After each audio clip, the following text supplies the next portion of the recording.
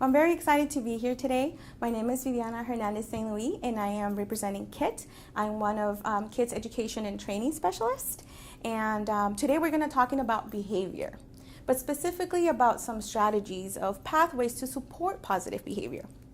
So I want to tell you a little bit about me. My background is in child and youth development. I have a degree in human services with an emphasis in youth development.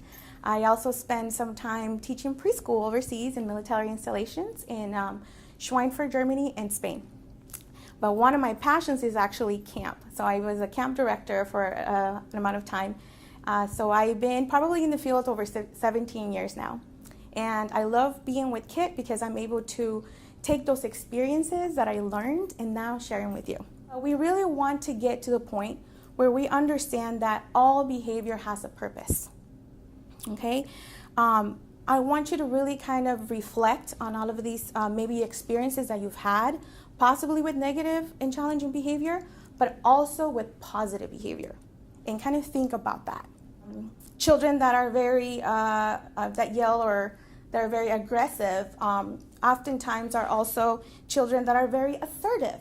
So if you think about thinking of behavior in a different sense, it gets us to creative mode into thinking about what can I do. So if this child is assertive, he is going to need some high energy activities, right? He's going to be fully engaged. He maybe needs a lot of physical movement.